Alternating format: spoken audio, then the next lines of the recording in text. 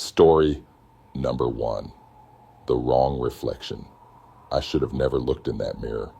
The night shift at the gas station had always been quiet. Almost too quiet. The snowstorm outside had thickened, making the world beyond the gas pumps a swirling void of white. It was just me, the humming of the fluorescent lights, and the occasional static from the old radio behind the counter. But that night, something felt off. It started with the restroom door. It was supposed to be locked after midnight. Company policy. But as I stepped out for my break, I noticed it was slightly ajar, a sliver of darkness peeking through. The security cameras hadn't shown anyone entering, and yet, when I nudged the door open, the mirror above the sink was fogged up, as if someone had just been standing there, breathing heavily. I frowned, wiping at the glass with my sleeve. The reflection that stared back was mine, or so I thought. Same tired eyes, same crooked nose. But something wasn't right. I couldn't place it at first. Then it hit me. I wasn't moving. I lifted my hand. My reflection didn't. My breath caught in my throat as I tilted my head, testing it again. Nothing.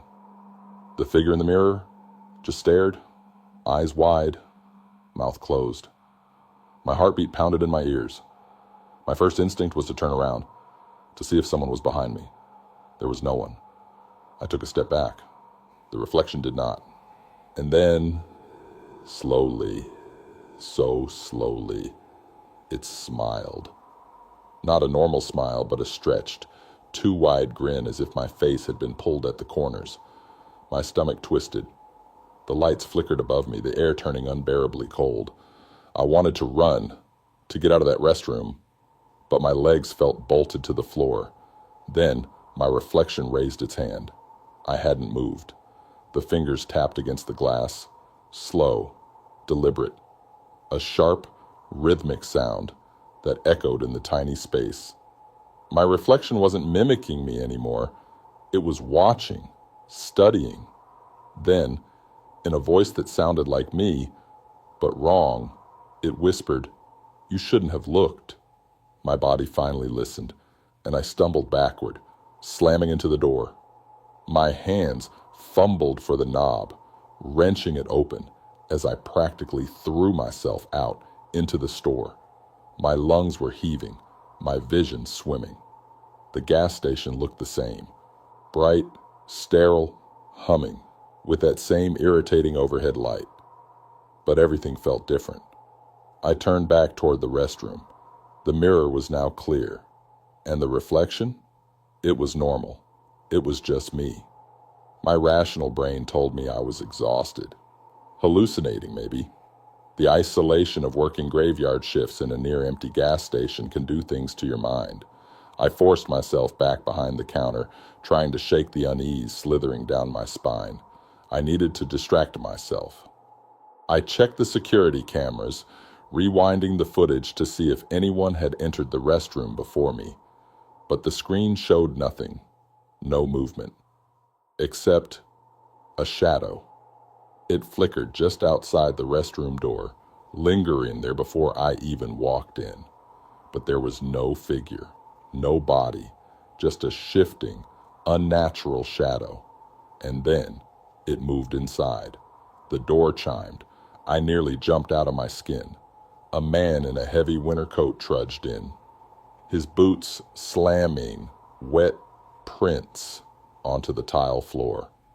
I tried to steady my breathing as he walked up to the counter. "Pump 6, he muttered, tossing a few crumpled bills down. I nodded, forcing myself to focus. My hands were still shaking as I entered the payment, but when I glanced up at him, my stomach dropped. He wasn't looking at me. He was looking past me, directly at the restroom door. "You should get rid of that mirror," he said, his voice low. "People see things in mirrors they're not supposed to." A chill crawled over my skin. "What do you mean?" He didn't answer.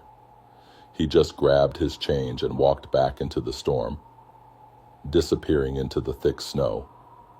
I sat there for a long moment, my fingers numb against the counter.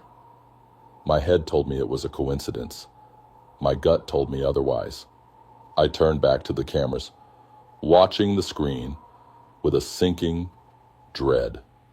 The feed from inside the store looked normal, but the restroom camera?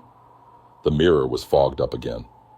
And this time, my reflection wasn't alone. There was something behind it. A dark, indistinct shape, standing just out of sight, just over my shoulder. My throat went dry.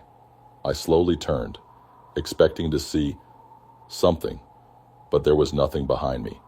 The gas station was empty. The screen flickered. The image glitched. And for a brief, horrifying second, the reflection turned to face me, while I remained still. The monitor shut off. I didn't move. I didn't blink. The silence pressed against my ears, thick and suffocating.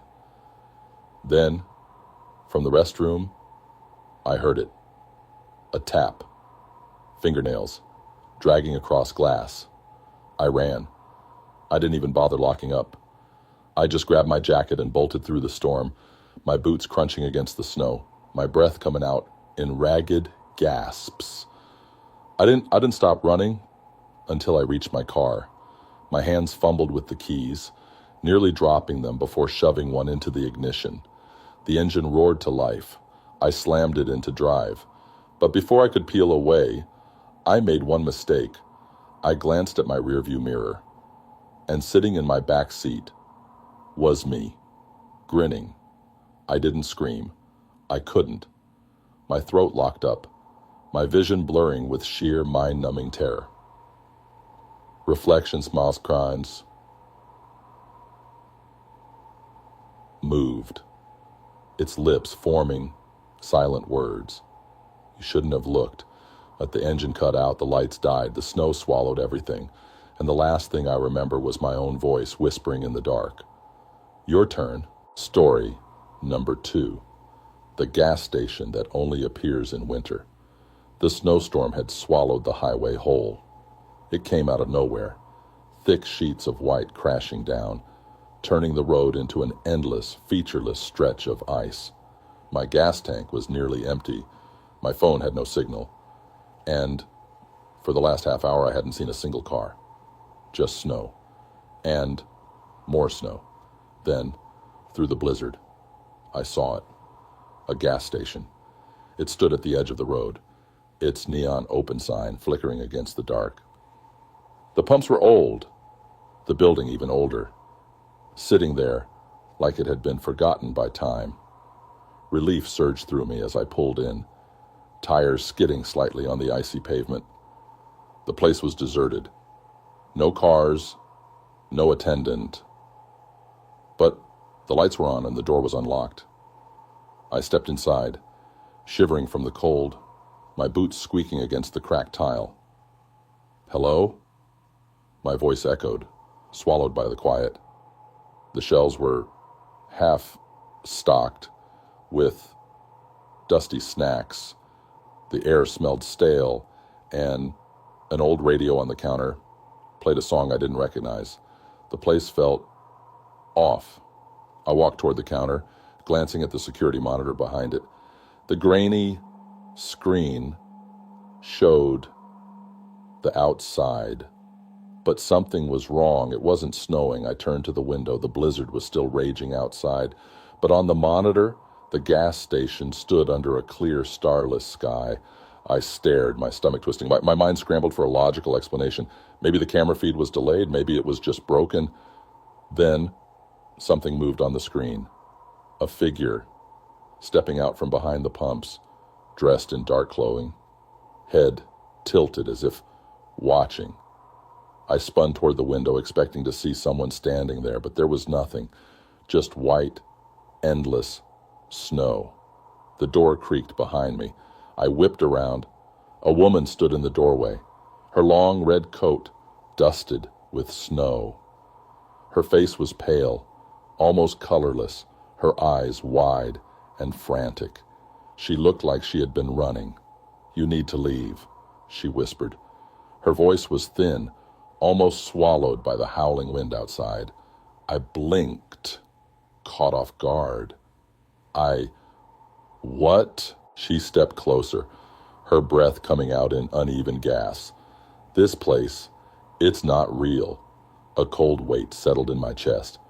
"What do you mean?" She shook her head.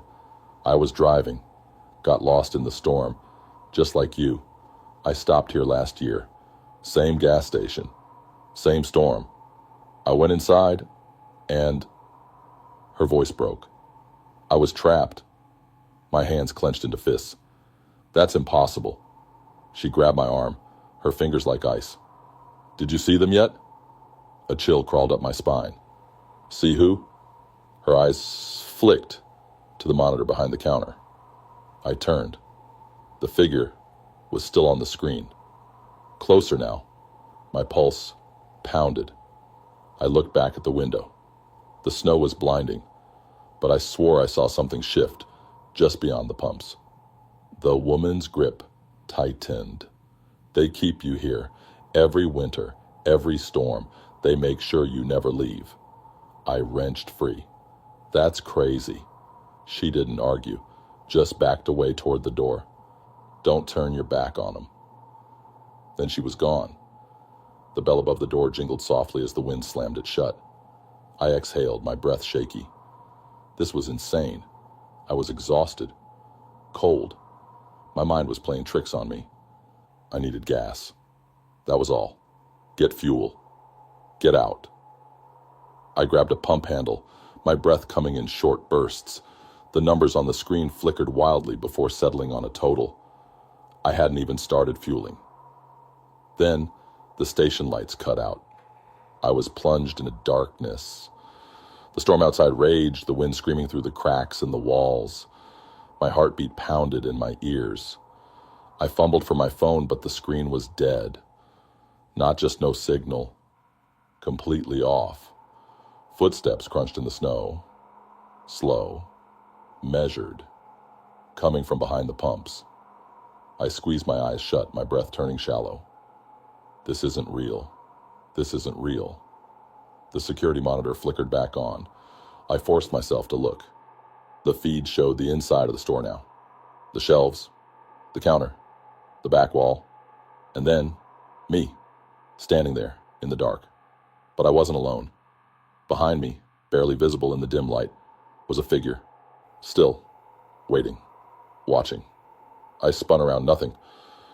The lights came back on with a flicker. The radio crackled back to life, playing that same eerie tune. The blizzard outside still roared. I didn't stop to question it. I sprinted to my car, shoving the key into the ignition. The engine coughed, stuttered. The headlights flickered. A shape stood in the middle of the road ahead. Tall, unmoving, featureless. My breath hitched. The car finally roared to life. I slammed my foot down, tires skidding as I sped away. The gas station vanished into the storm behind me. I didn't look back. I drove until the storm began to clear, until the sky turned a dull, overcast gray. My knuckles were white against the wheel, my body trembling. Then, just as I was about to pull over and catch my breath, I saw something in the distance. A gas station. Old, run down. Neon, open, sign, flickering, waiting. Story number 3. The blood-priced gas. The man walked in just as the storm hit its worst. The wind howled outside, snow hammering against the windows like it was trying to get in. The gas station was empty, the roads long abandoned. I had spent most of my shift staring at the security cameras, watching the swirling whiteout blur the world into nothing. But when the bell above the door chimed, I felt a sudden, crawling unease. He was bundled in an old, heavy coat, the kind that looked like it belonged to another century. His boots left thick, wet prints on the tile floor, but there was something strange about them. No trail leading in, just a single row of steps starting from the doorway. He walked straight to the counter, pulling something from his pocket, a small bundle wrapped in dirty cloth. He placed it down carefully, like it was fragile. I tried to get a good look at his face, but the dim station lights cast deep shadows over his features. "A full tank," he said. His voice was dry, like someone who hadn't spoken in a long time. I hesitated. "Cash or card?" He slid the bundle toward me. "This will do." I frowned. The cloth was stained, dark and old. Something inside shifted slightly, and my stomach clenched. It was too light to be money, too soft to be metal. "I can't take this," I said. He didn't move, didn't blink. The silence between us stretched, thick and suffocating. "Take it," he said again, quieter this time. I swallowed, glancing at the cameras. The outside feed was nothing but a white blur. No cars, no tire tracks, just an endless void of snow. "Sir," I said slowly, forcing myself to keep my voice steady, "if you don't have cash, I can't—" The lights flickered. The old radio behind the counter let out a low burst of static. Then, the song playing warped, like a tape being stretched too far. A deep, distorted voice whispered something unintelligible before cutting out completely. I turned back to the man. He was closer now. I hadn't seen him move, but he was leaning over the counter, that wrapped bundle pressed between us. His breath came in slow, visible puffs in the cold air. "You don't understand," he murmured. "This is the price." I didn't dare touch it. My gut screamed at me to refuse, to send him back into the storm, but something in his voice kept me frozen. A terrible, undeniable weight. "What is it?" I asked. The man tilted his head slightly. "A gift," he said. "An offering." The wind outside picked up, rattling the glass. A deep groaning sound echoed through the pumps, like something heavy shifting. I reached for the bundle. The cloth was damp, sticky. My fingers brushed against something soft and warm. I pulled my hand back instantly, nausea rising in my throat. "What the hell is this?" I snapped. He didn't answer, just pushed it closer. "Take it," he whispered, "or they will take you." The radio crackled. The lights flickered again, longer this time. When they returned, the gas station felt different. The air was heavier, the cold sharper. The silence had a presence, like something unseen was now watching. I looked at the man. His face was clearer now. Wrong. His skin was too smooth, too stretched, like it was barely holding on to the shape of a human. His eyes were too dark, too deep, as if there was no end to them. I grabbed the bundle and shoved it back toward him. "I don't want this." He shook his head. "It doesn't work like that." The security monitor behind him flickered. I glanced at the screen, and I saw myself standing outside. The image was grainy, the snowy haze making it hard to see, but there was no mistaking it. My uniform, my jacket, my face. The me on the screen was staring at the station. At this me. I turned sharply toward the window. Nothing. Just snow. And the empty road. But on the monitor, the other me was still there. Still watching. The man exhaled slowly. "They already know you."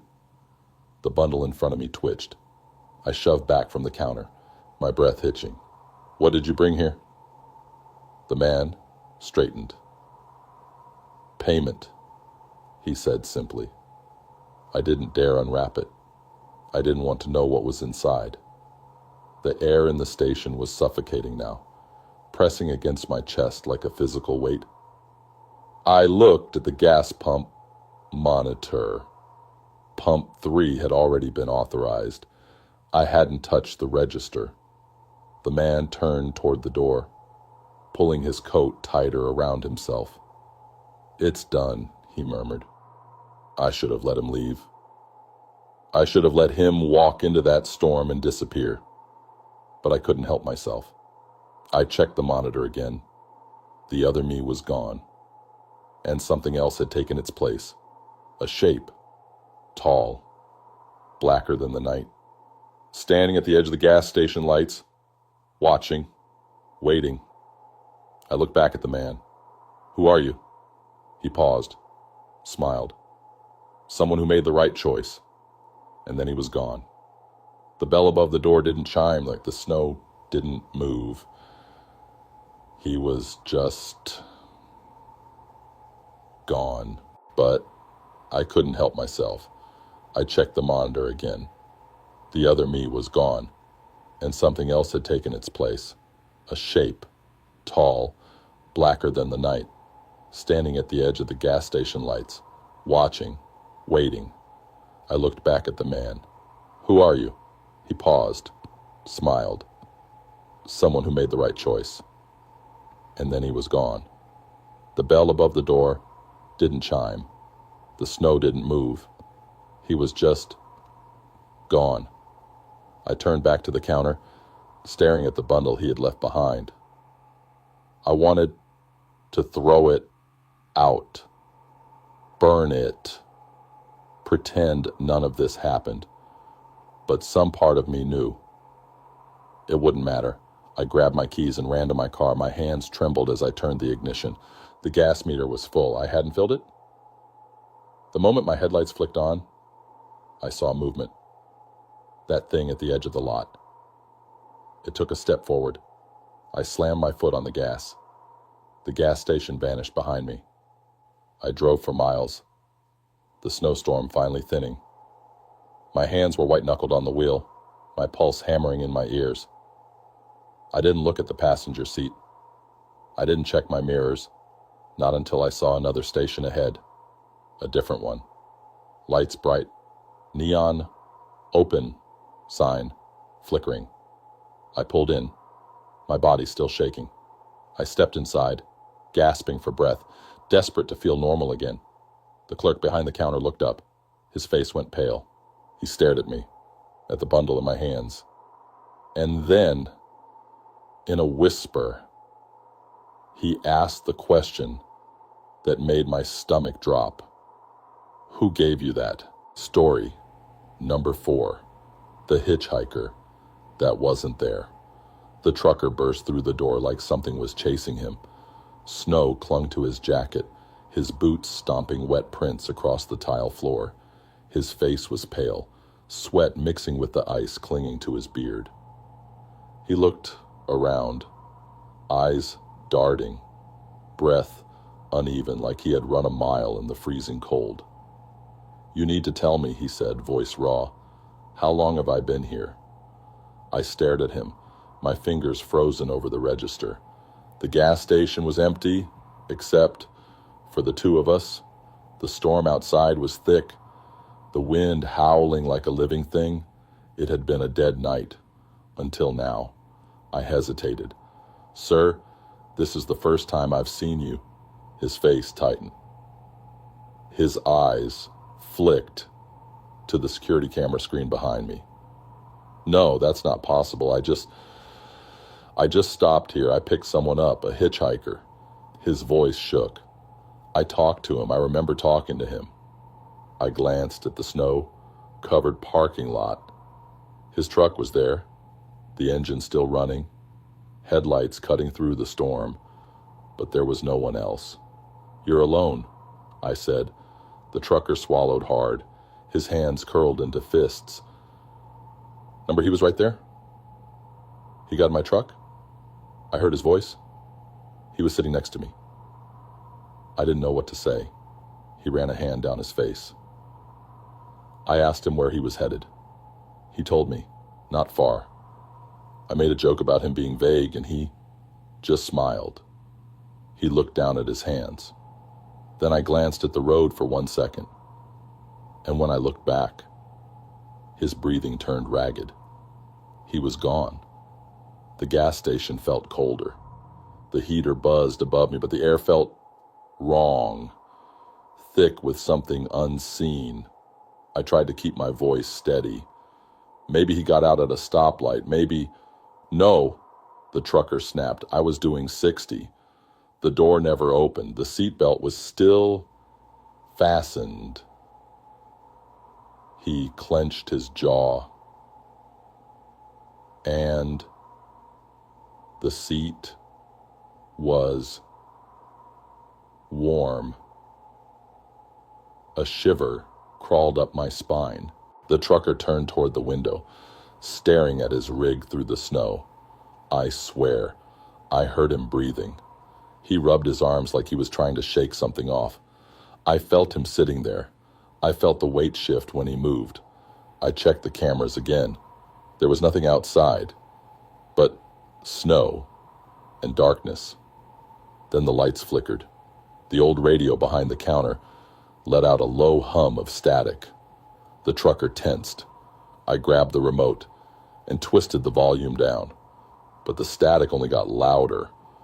It rose in pitch, warping into something almost like a voice, a whisper. I turned it off completely. The silence after was deafening. The trucker ran a hand through his damp hair. I can't go back in there.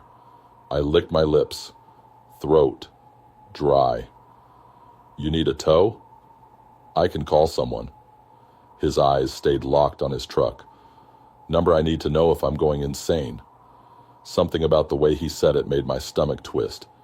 Then he turned to me. You have cameras, right? Show me the feed. I hesitated. I didn't want to look, but something in his expression told me he wouldn't leave until I did. I swallowed hard and rewound the footage. The screen flickered as I scrubbed through the last 20 minutes. I found his truck pulling into the lot, headlights cutting through the storm. The door swung open. He stepped out, alone. There was no hitchhiker. I turned to him slowly. His face was pale. That's not possible, he whispered. He grabbed the screen as if shaking it would change what we were seeing. His knuckles went white. I saw him, he said. The screen glitched. For a split second, the image warped, a blur of static, and then a shape, a dark figure, sitting in the passenger seat of his truck, not moving, not speaking, just watching. Then the screen cut to black. The power in the station died. The heater shut off. The lights blinked out. The silence was suffocating, thick and unnatural. The trucker's breathing turned sharp, panicked. I felt a cold sweat drip down my back. The only light came from outside. The snowstorm had calmed slightly, leaving behind a quiet, suffocating stillness. The wind had stopped howling. The world was too quiet. The trucker took a shaky step toward the door. I need to go. My gut screamed at me not to let him, but I didn't know what else to do. He pushed outside, stepping into the knee-deep snow. His boots crunched as he approached his truck, his breath fogging in the air. Then he stopped. His shoulders stiffened. From inside the gas station, I could only see the outline of his truck. The door was still open. The cab, dark, but I felt it. Something was in there, sitting in the passenger seat, waiting. The trucker took a step back, then another. His head shook slightly. No, he whispered. Then the passenger door slowly swung shut. The locks clicked. The engine revved, but his keys were still in his hand. I couldn't move. My feet felt rooted to the tile. The trucker turned toward me, his face drained of all color. Then, the headlights snapped on. The truck lurched forward. It sped out of the lot, tires skidding on the icy road, barreling straight into the storm. I ran to the window, my breath fogging up the glass. The taillights disappeared into the swirling white, swallowed by the night. The trucker was still standing outside. The road was empty. No tracks, no sound, no truck. Just him. His hands trembled as he lifted them, staring at his empty palms. Like he couldn't understand why the keys were still there, like he didn't understand how he had gotten out. Then he turned to me and whispered, "It took my truck." The lights flickered back on, the heater groaned to life, the radio crackled, then settled into quiet static. The trucker stood there for a long time, his breath coming out in short, ragged bursts.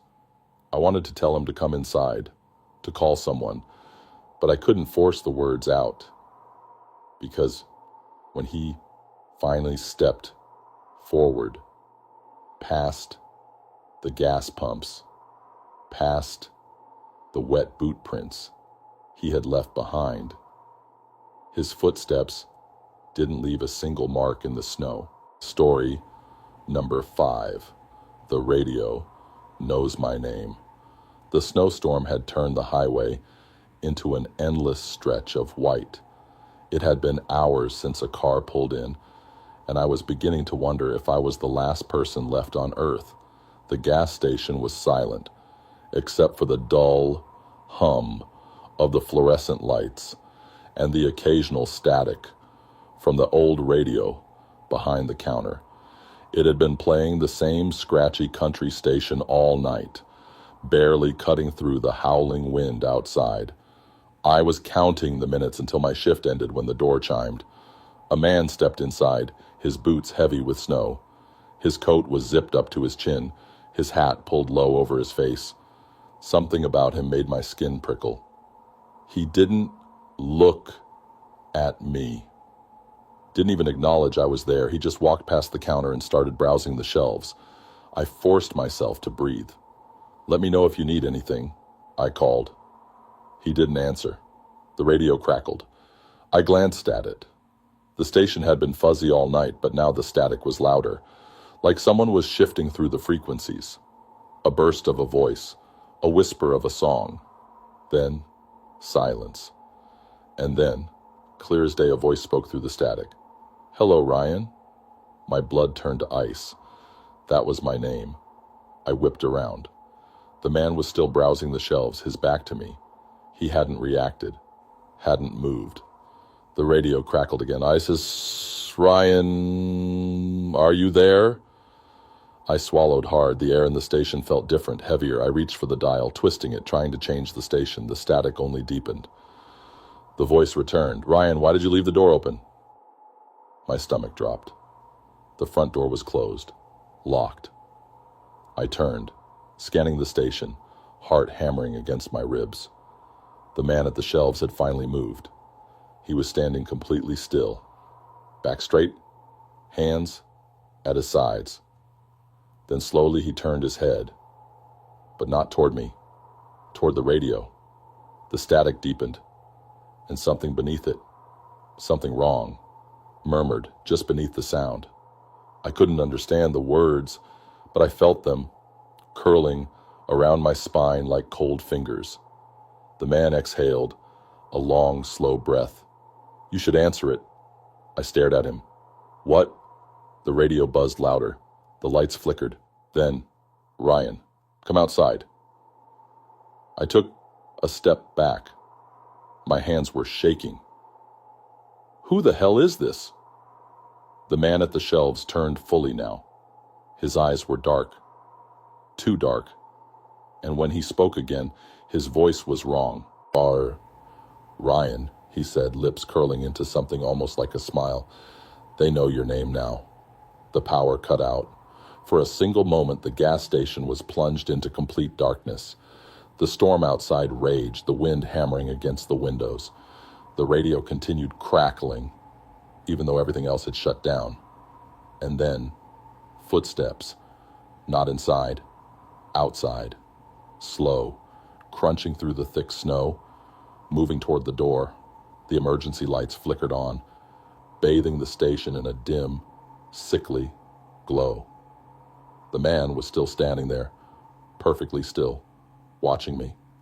Then the door handle turned. I backed up, my breath coming in short, ragged gasps. No one should be out there. I whispered. The man smiled wider. You still think you're alone? The radio hissed. The door handle rattled harder, like someone was testing the lock. I grabbed the nearest thing I could find, a metal flashlight from under the counter. My knuckles turned white around it. The footsteps stopped. For a long, stretched moment, nothing happened. The storm outside swallowed every sound. Then, the radio clicked again. Ryan, come see what we look like. The lights burst back on. I flinched at the brightness. My vision swam. And when I looked at the man, he was gone. The store was empty. No footprints in the snow leading outside. No sign he had ever been there. I swallowed, pulse hammering in my throat. Then, the radio crackled one last time, and I heard my own voice. Ryan, look behind you. I did, and for the first time all night, the front door was wide open. Story number 6. The man who left footprints but never moved. The snow was untouched when I started my shift. The storm had been relentless all night, burying the highway in thick drifts of white. No cars had come through in hours. No footprints marked the fresh snow outside, just the flickering neon glow of the gas station sign reflecting off the icy ground. It was the kind of night that made you feel alone, like the rest of the world had disappeared. I was behind the counter, staring at the security monitors, half listening to the hum of the radio when I noticed it. Footprints. They stretched from the edge of the lot, deep impressions in the snow, leading straight to the front door. But something about them made my stomach tighten. There was only one set. Whoever had walked up to the store hadn't walked away. I glanced at the lot. The wind howled, whipping snow across the pavement, but there was no one there. I waited, heart thudding. Maybe someone was just standing out of view. Maybe they had walked inside without me noticing. But the gas station was empty. The silence pressed against my ears. I stepped out from behind the counter, approached the door.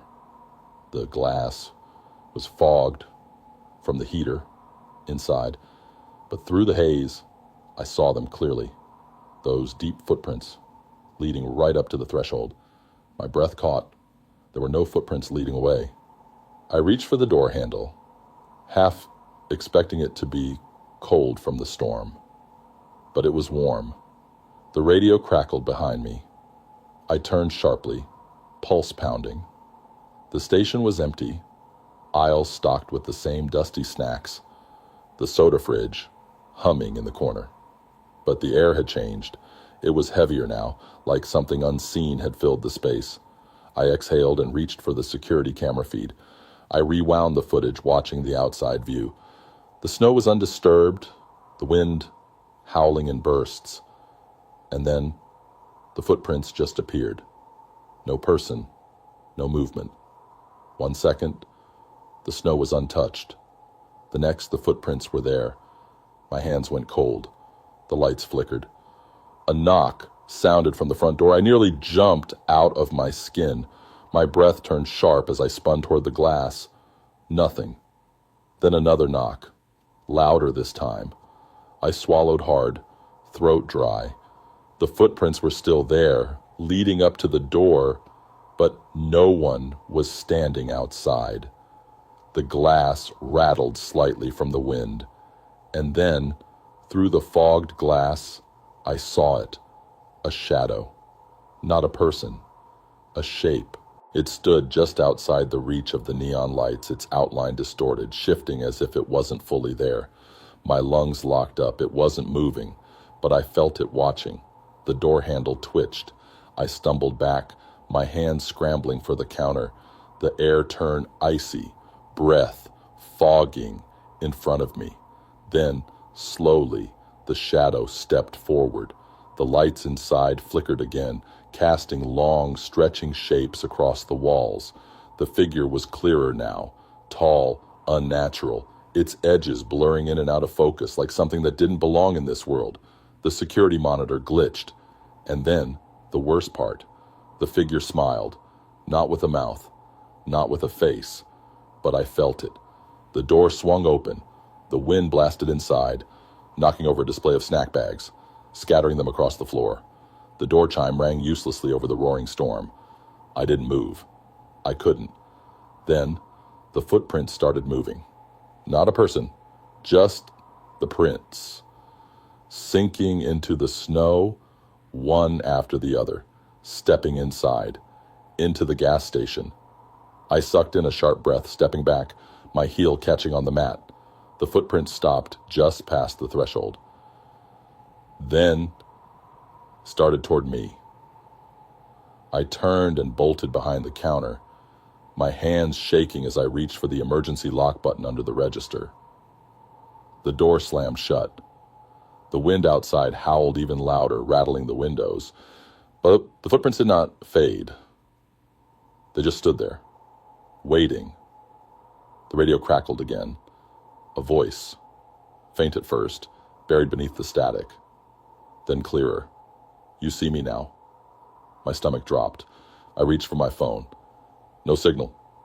The security monitor flickered. The camera feed. I saw myself, standing behind the counter, wide-eyed, terrified, and behind me, more footprints, appearing one by one, stepping closer, inside the gas station. Right behind me, the register slammed shut on its own. The lights buzzed, flickering wildly. The air was thick with something unseen, something watching, waiting.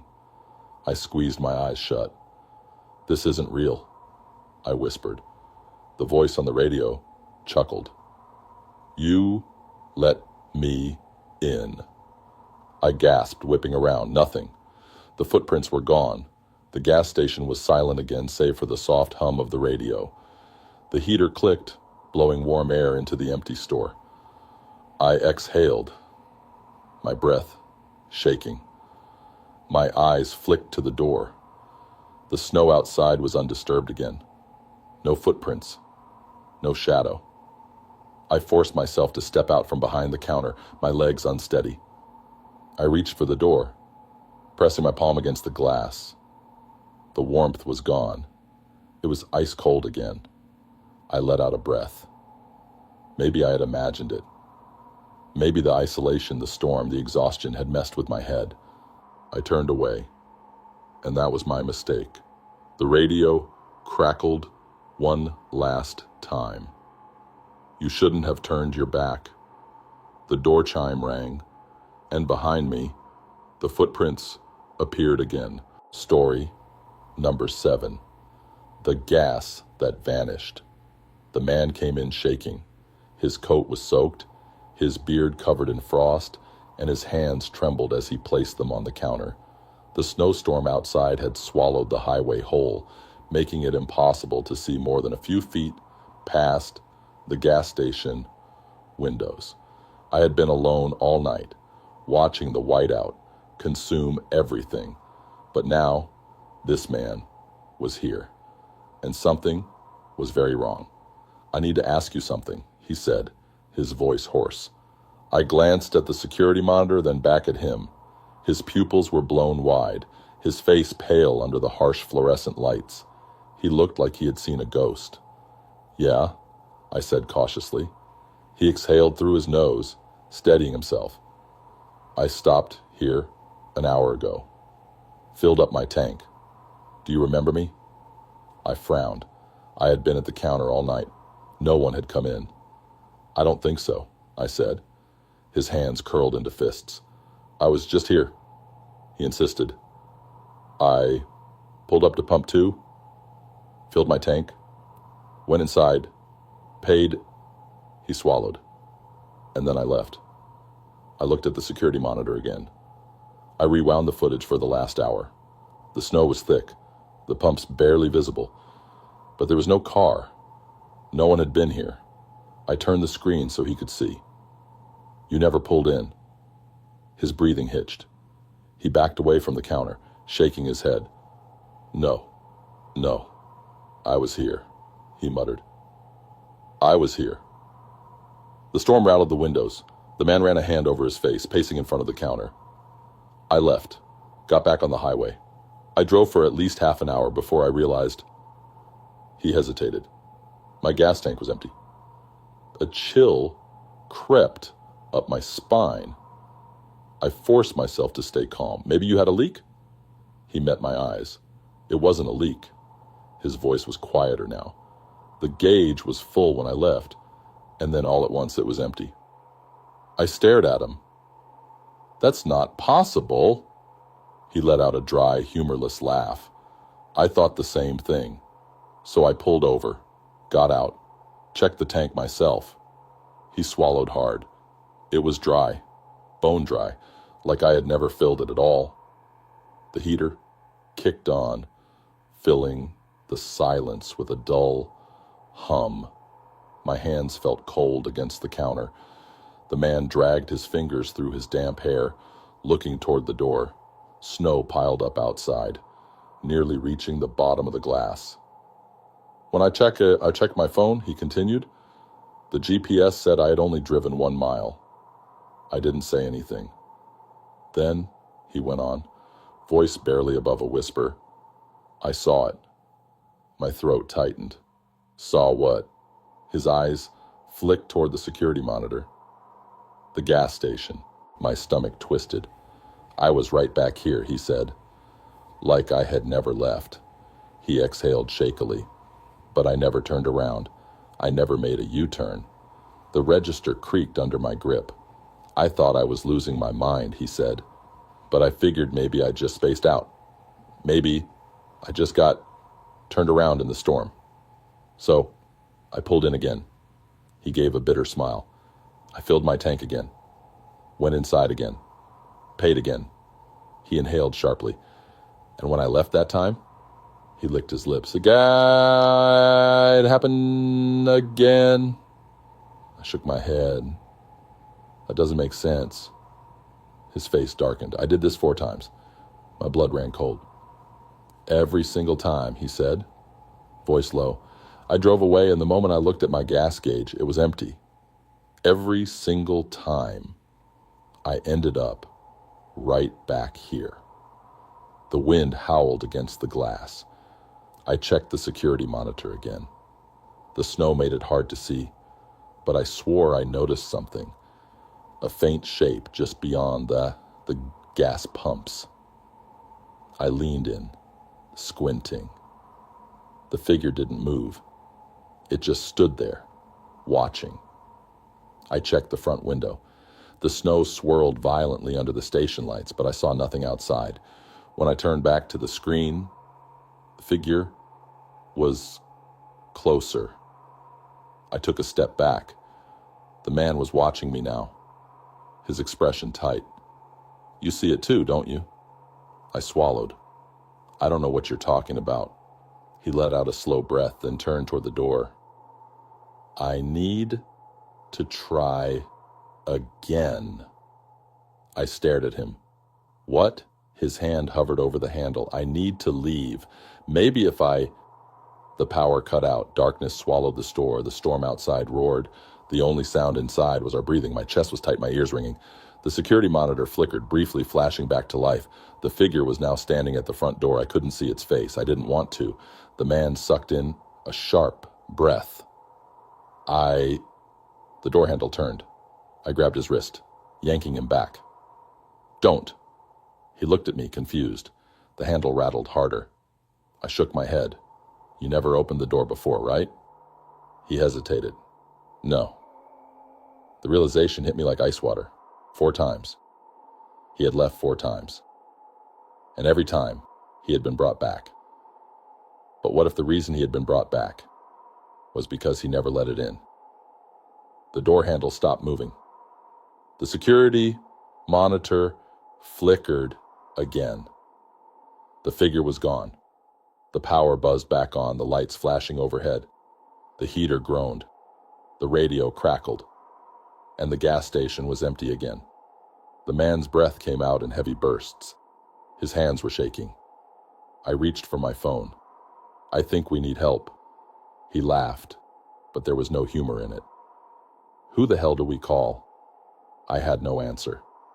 The snow outside thickened, covering the footprints he had left when he walked in, covering the tire tracks that had led him here.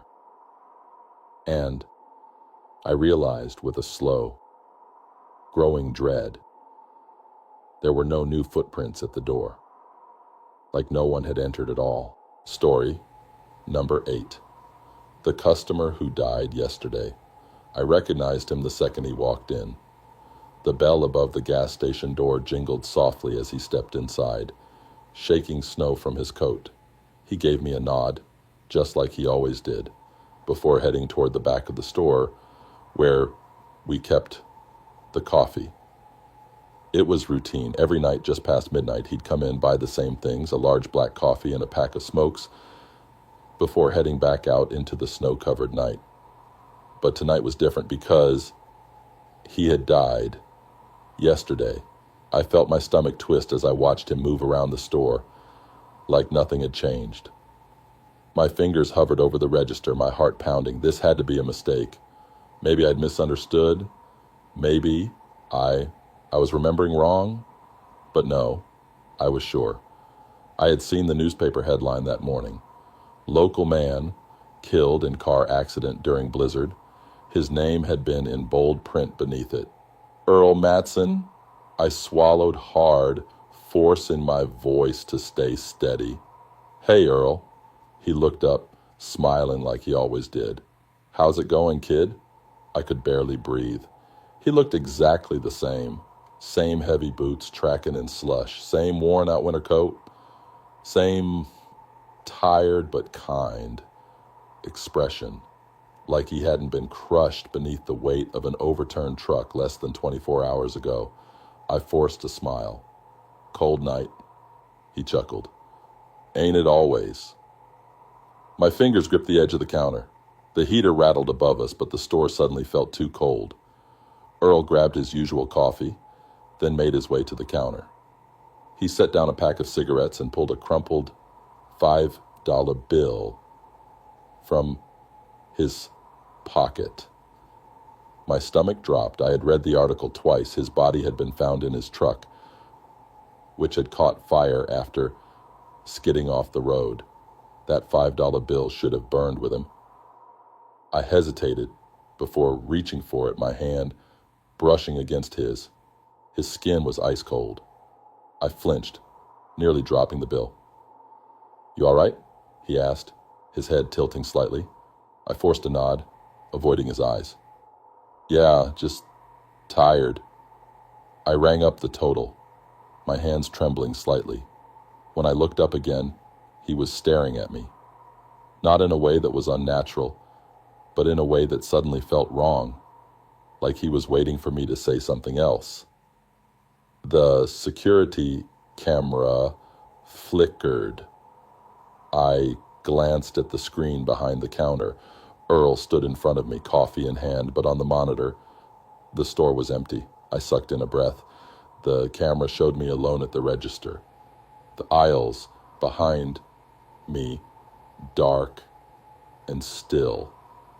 There was no Earl, no one. I turned back to him. His face was blank now, unreadable. "You okay, kid?" His voice was the same as always, but my gut screamed at me to get away. I forced a laugh, pushing his change across the counter. "Yeah, just thought I saw something on the monitor." His eyes didn't leave mine. The moment stretched too long. Then he smiled. "Well, I'll see you tomorrow." I didn't respond. He grabbed his coffee and walked to the door. The bell jingled again, the cold air rushing in as he stepped outside. I exhaled, a breath I hadn't realized I was holding. My hands were shaking. I turned back to the security monitor. The door had never opened. The parking lot outside was untouched.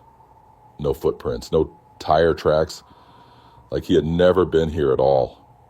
My pulse hammered against my ribs. I turned to the window, my breath fogging up the glass. I couldn't see him anymore. Just the swirling white of the storm. The heater buzzed loudly. The radio crackled, then cut to silence. I swallowed hard, willing myself to stay calm. Maybe I was exhausted. Maybe my mind was playing tricks on me. But then I heard it. A knock, not at the front door, from the back storage room. I turned, slowly. The store was empty. Nothing out of place. Another knock, louder this time. I took a shaky step toward the door, my fingers hovering over the handle. The security monitor flickered again. And in the storage room feed, Earl was standing inside. His back was to the camera, shoulders stiff. He wasn't moving. The knock came again. I hadn't let him in. The lights overhead flickered wildly. The radio cut back in. A burst of static followed by a low, garbled voice. I couldn't understand the words, but my body felt them, deep in my bones. I backed away from the door. "This isn't real," I whispered. The security monitor glitched. The screen flashed to static, then cleared again. The storage room was empty. I turned toward the door, and it was open, just a crack. Cold air leaked out, curling along the floor like fog. My pulse pounded in my ears. I reached out, hesitated. Then, slowly, I pushed the door open, wider. The storage room lights were off, but through the dim glow of the emergency exit sign, I saw something. A coffee cup, sitting in the middle of the floor, steam still rising from it. I stumbled back, slamming the door shut.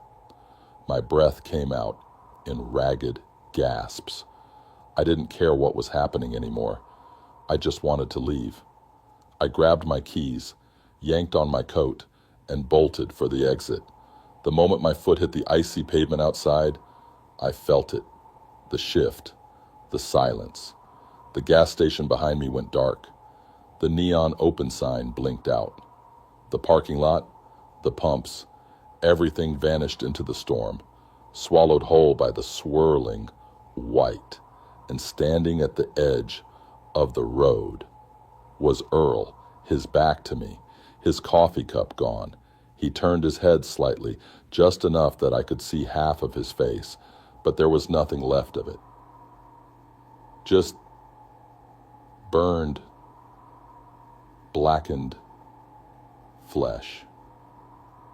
His lips curled into a smile. "See you tomorrow, kid." And then the storm took him. I never worked another night shift again. Story number 9. The smiling woman at the pumps. The first time I saw her, I thought she was just another late-night traveler, stuck in the storm like the rest of us. She stood at pump 6, wearing a long red coat, her hands folded neatly in front of her. The gas station was dead empty, the roads buried under thick snow, but she didn't seem bothered by the cold. Her head was slightly tilted, her dark hair falling over one shoulder, and she was smiling, not at anything, not at anyone. Just smiling. I tried not to stare as I went back to counting the till, but after a few minutes I glanced up again. She was still there, unmoving. The wind howled, rattling the windows, but she didn't even flinch. I checked the security monitor. The grainy screen showed the empty road, the deserted lot, the snow swirling under the fluorescent lights, and her, standing perfectly still at the pump. My stomach twisted. I had seen a lot of weird people working night shifts, but this was different. She wasn't pumping gas. She wasn't on her phone. She wasn't looking around like she was waiting for someone.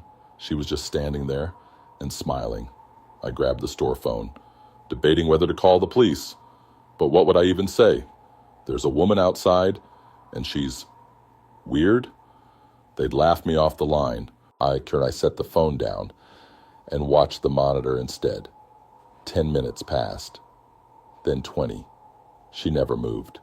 The heater clicked on behind me, making me jump. My breath fogged in the stale air.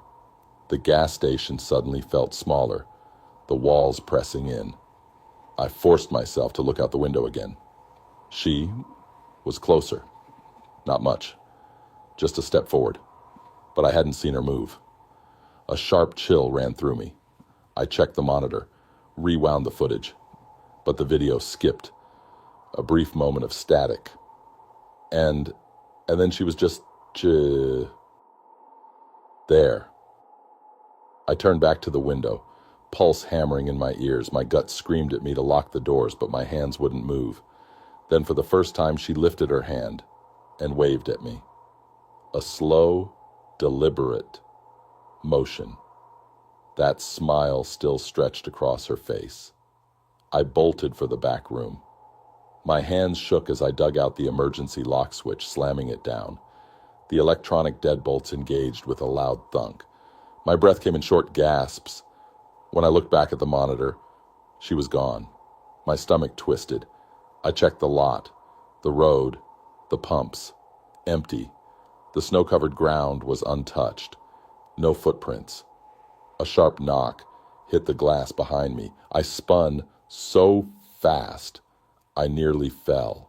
She was right at the front door. The only thing between us was a thin pane of glass. Up close, she was worse. Her face was too smooth, like porcelain.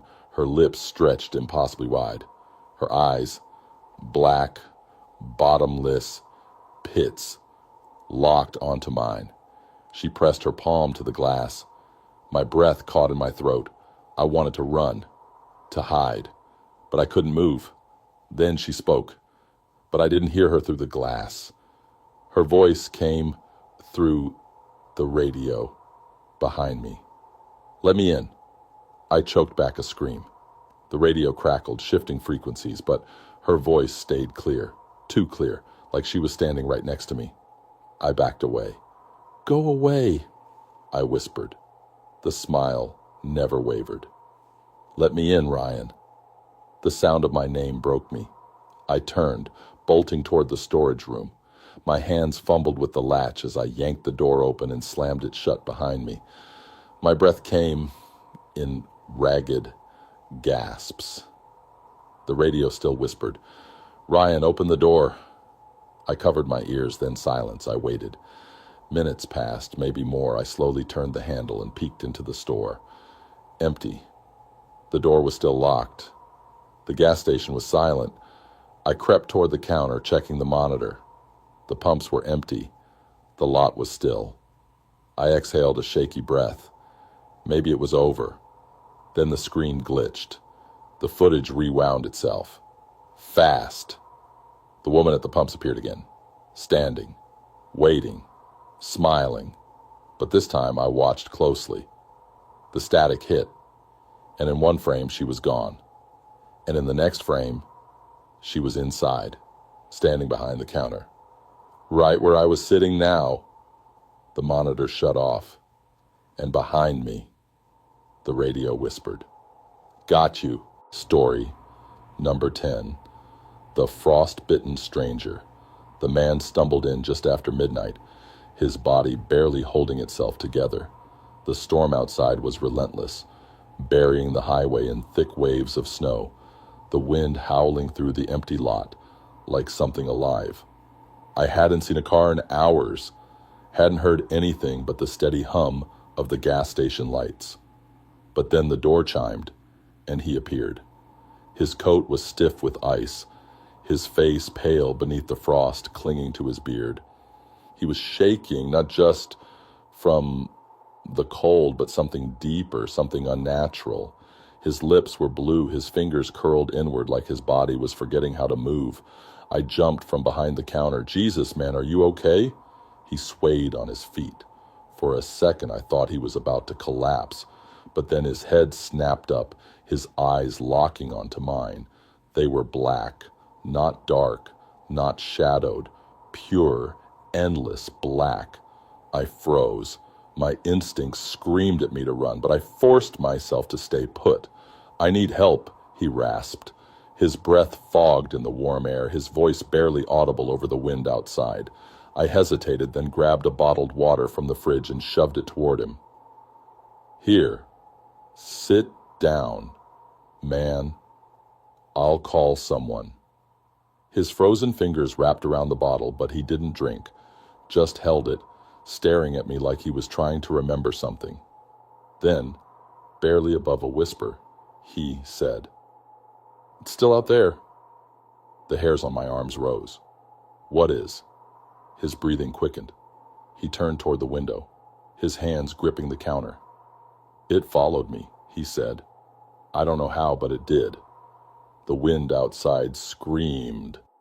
The glass rattled. I took a slow step back, glancing at the security monitors. The snow made it impossible to see anything past the gas pumps. No cars, no movement, just an endless white void. "What followed you?" I asked again, forcing my voice to stay calm. His fingers dug into the counter. His nails were cracked, his skin raw from the cold. "I was driving," he said. "The storm came out of nowhere. I pulled over when I saw someone on the side of the road." My stomach twisted. "It was just standing there," he whispered, "in the middle of the snow. No coat, no shoes, just standing." The heater groaned behind me. The lights buzzed. I felt the walls close in. "I slowed down," he continued. "I rolled the window down, asked if they needed help." His breath hitched. Then they smiled. Something in his voice made my blood turn to ice. "And then they ran at my car." My pulse pounded. "Ran?" He nodded, his jaw clenched. "Not through the snow. Over it. Like they weren't even touching the ground." The wind outside slammed against the glass. "I hit the gas," he said. "Didn't look back. Just kept driving. But then my headlights flickered. My radio cut out." His breath came in short bursts. "And when I checked my rear view mirror, I didn't want to know. They were in my back seat." A sick feeling settled in my gut. I swerved, nearly crashed. When I looked again, they were gone. I swallowed hard. "But you made it here." He nodded. "Yeah, but..." He glanced back at the window, his frozen breath curling in the air. "It followed me." "I know it did." I turned toward the door, my pulse hammering. The parking lot was still empty, the snow untouched, and yet something felt wrong. The wind had stopped howling. The world outside had gone still, like something was waiting. The man's hands clenched into fists. "Don't go outside," he whispered. I barely heard him over the sudden knock at the door. I jumped. My body went rigid. It was soft, barely audible over the silence. A slow, deliberate knock. I turned toward the glass. My breath caught. There was a shape, a dark figure standing just beyond the reach of the gas station lights. Not moving, not shivering from the cold. Just standing, watching. The man whimpered. His fingers dug into his arms, his body trembling harder than before. "It found me," he whispered. I couldn't move, couldn't speak. The figure at the edge of the lot tilted its head. The security monitor flickered. The cameras glitched. The screen flashed to static, then cut back in. The figure was closer, not by much. Just a step, but I hadn't seen it move. I turned to the man. His face had gone gray, his lips barely moving. "It's coming." The lights flickered. Another knock, louder. I forced myself to step forward. My hands shook as I reached for the lock button under the counter. The man grabbed my wrist. His grip was ice cold. "Don't let it in." The security monitor glitched again. The figure was gone. The lights snapped back to full power. The heater kicked on. The radio crackled, then settled into quiet static. The gas station was silent. I turned back to the man. He was staring at the door, his body stiff. His eyes were black again. A deep, crushing dread settled in my chest. Something was wrong. I stepped away from him, my heart slamming against my ribs. Who are you? His lips curled into something almost like a smile. Then, without a word, he turned and walked out into the snow. I ran to the door, fumbling with the lock. Wait! But the moment he stepped outside, he disappeared. Vanished into the storm, leaving nothing behind. No footprints. No sign he had ever been there at all. I stood there, frozen, my breath fogging up the glass. The parking lot was empty again. The gas station lights flickered once, and then, from the radio, a voice whispered, "Now, it's your turn." Story number 11. The hands under the car.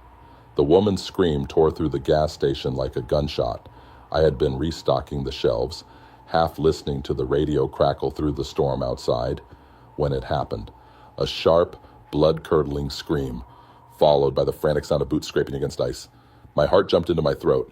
I ran to the front window just in time to see her stumble backward from her car, her breath fogging in the freezing air. Her face was pale, her hands trembling. I rushed outside, the cold biting into my skin. "Are you okay?" She turned to me, her eyes wide with terror. She was pointing at the ground. There's something under my car." My stomach twisted. I glanced down at the snow-covered pavement beneath her car. Nothing. Just the soft glow of the gas station lights reflecting off the icy ground. I took a cautious step forward. "I don't see anything." She shook her head violently. No, I..." Her voice broke. I felt it. A gust of wind howled through the lot, sending a fresh wave of snow swirling around us. I turned back toward the gas station, eyes flicking toward the security cameras. The lot had been empty all night. She was the first customer I had seen in hours. She swallowed hard, gripping her coat tighter around herself. I was filling up my tank, and then She stopped, shuddering. I felt something grab my ankle. A sharp chill crawled up my spine. I crouched down, bracing myself against the freezing ground. The space beneath her car was dark, the shadows stretching deep, making it impossible to see anything clearly. I pulled my phone from my pocket and flicked on the flashlight. The beam cut through the darkness. At first there was nothing, just slush-covered pavement and the underside of the car. But as I moved the light, I saw it, a hand, pale, unmoving, fingers curled slightly, as if frozen in the act of reaching. I sucked in a sharp breath and jerked backwards so fast I nearly lost my footing. The woman let out a choked sob, covering her mouth. I turned my phone's flashlight back toward the ground. The light trembled in my shaking grip. The hand was gone. The space under the car was empty. I swallowed hard. My skin crawled with an unnatural, suffocating dread. "I swear to God," I whispered, mostly to myself. I just saw the security monitor inside flickered. I turned sharply toward the gas station window. The screen behind the counter was glitching, static washing over the feed. Then, for a brief moment, the footage cleared, and I saw them. Hands. Too many hands. Pale, thin fingers sliding out from beneath every car in the lot, clawing at the snow, grasping at nothing. Then, the screen cut to black. I grabbed the woman's arm and pulled her toward the gas station. "We need to get inside. Now." She didn't argue. We sprinted across the lot, boots crunching against the ice. My breath was a sharp, panicked rhythm in my ears. The moment we stepped inside, the door slammed shut behind us. The heater buzzed overhead, but the store felt colder than before. The fluorescent lights flickered, casting long, stretching shadows across the floor. I moved toward the counter, my fingers numb, as I fumbled with the security feed. The footage was still black. I turned to the woman. She was shaking, her arms wrapped tightly around herself. "You felt it grab you?" I asked. She nodded, her breathing uneven. It wasn't human. A fresh wave of fear rolled through me. "What do you mean?" She swallowed hard, looking toward the window. The snow outside had started falling slower now, revealing the gas pumps, the empty road beyond, but something felt off. She licked her lips. The fingers were too long. A sharp sound echoed through the store. A soft, deliberate tap against the glass. We both froze. Slowly, I turned toward the window. The parking lot was empty. The cars sat still, untouched. The snow was smooth, undisturbed. But the reflection in the glass wasn't ours. In the dim glow of the gas station lights, the glass reflected figures standing just behind us. Not people. Shapes. Long-limbed, bent at unnatural angles. Watching. Waiting. My chest tightened. My hand inched toward the lock button under the counter. The woman let out a sharp breath. "Don't move." The figures in the glass twitched. Then, in perfect unison, they dropped to the floor and crawled toward us. I slammed the lock button. The store lights burst with a loud pop, plunging us into near darkness. The only light now came from my phone, casting long, trembling shadows against the shelves. The woman grabbed my arm. "We can't stay here." I checked the security monitor again. The footage was back, but it wasn't live. It was a loop, the same 5 seconds, over and over. An empty parking lot, a silent gas station, no people, no movement. But at the edge of the screen, just barely visible, a hand was reaching out. From inside the store, I turned just as the back storage door creaked open. A slow, deliberate sound. The woman gasped. I grabbed her wrist and pulled her toward the front exit. My fingers fumbled with the keys, shaking too hard to grip them properly. A voice whispered through the radio. "We found you." The emergency lights flickered back on. The store was empty again. The figures in the glass were gone. The parking lot was untouched. No handprints, no trails in the snow. The heater buzzed, blowing warm air against my skin. It felt normal again. Too normal. The woman looked at me, her breath still uneven. "What the hell was that?" I didn't have an answer. I turned back to the security monitor. The footage was back to real time now. No loop. But something was wrong. Every car in the lot had a set of fresh, wet handprints on the windows. One for each car, one for each of us. And in the final frame before the screen glitched again, a hand was reaching out from under the counter. If you made it this far, you're braver than most. But tell me, have you ever experienced something you couldn't explain? A shadow where there shouldn't be one? A voice whispering your name when you were alone? Share your horror stories in the comments. I'm reading every single one. And if you enjoyed this, don't forget to like the video, subscribe to the channel, and check out the other terrifying stories appearing on your screen right now. You never know what might be lurking in the next one.